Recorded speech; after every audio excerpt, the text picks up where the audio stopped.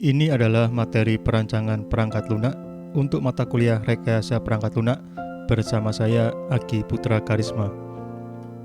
Capaian pembelajaran kita pada pertemuan kali ini, yang pertama, mampu menerapkan konsep perancangan perangkat lunak dengan pendekatan objek. Dan yang kedua, mampu menerapkan konsep pemodelan perancangan perangkat lunak dengan menggunakan UML, yaitu class diagram dan sequence diagram. Agenda pembahasan kita pada perkuliahan kali ini, yang pertama, pengertian, urgensi, dan fungsi dari perancangan. Yang kedua, proses pada perancangan. Yang ketiga, prinsip-prinsip perancangan. Yang keempat, parameter kualitas. Yang kelima, konsep objek dan kelas. Dan yang terakhir, yang keenam adalah alat bantu dan dokumentasi. Kita awali dengan pengertian atau definisi dari perancangan atau software design. Menurut Roger S. Pressman, perancangan adalah representasi dari rekayasa dari perangkat lunak yang akan dibangun, yang memiliki fokus pada data, arsitektur, interface, dan komponen. Perancangan dapat dilacak terhadap kebutuhan-kebutuhan customer atau perangkat lunak. Jadi setiap perancangan dia harus dapat ditelusuri ke bagian requirement atau kebutuhan. Sedangkan menurut Ian Sommerville, perancangan adalah membangun suatu solusi permasalahan yang memenuhi kebutuhan-kebutuhan perangkat lunak.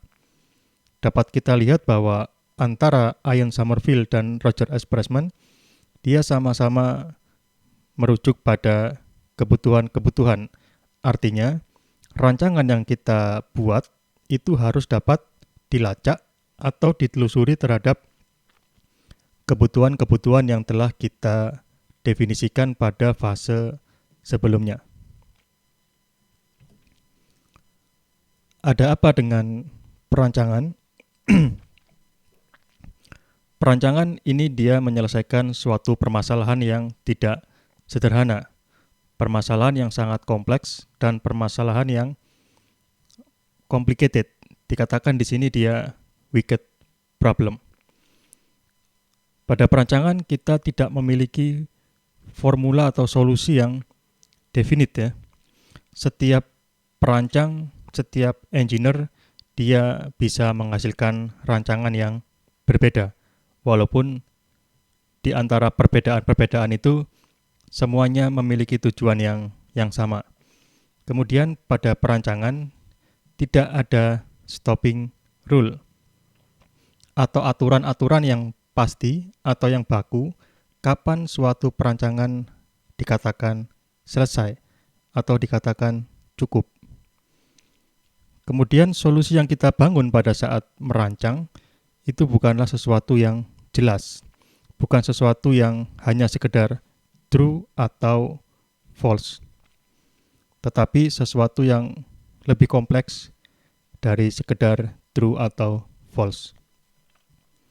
Setiap permasalahan-permasalahan wicked problem itu adalah gejala atau simptom dari permasalahan yang lain.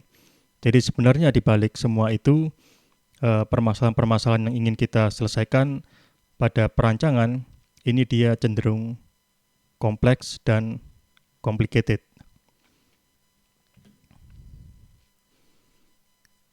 Mengapa kita perlu melakukan perancangan dan apa fungsi dari perancangan?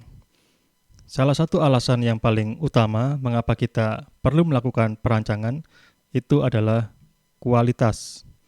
Jadi kita ingin menjamin atau kita ingin menghasilkan suatu perangkat lunak yang berkualitas.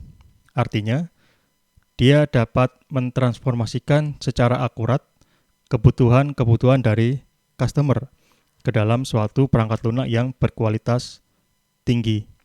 Artinya, customer yang menggunakan aplikasi atau perangkat lunak yang kita kembangkan, mereka akan dapat mencapai tujuannya melalui perangkat lunak yang kita kembangkan. Kemudian fungsi dari perancangan itu adalah sebagai dasar dari semua aktivitas rekayasa perangkat lunak yang mengikutinya, yaitu proses implementasi atau coding, kemudian proses pengujian, hingga proses validasi.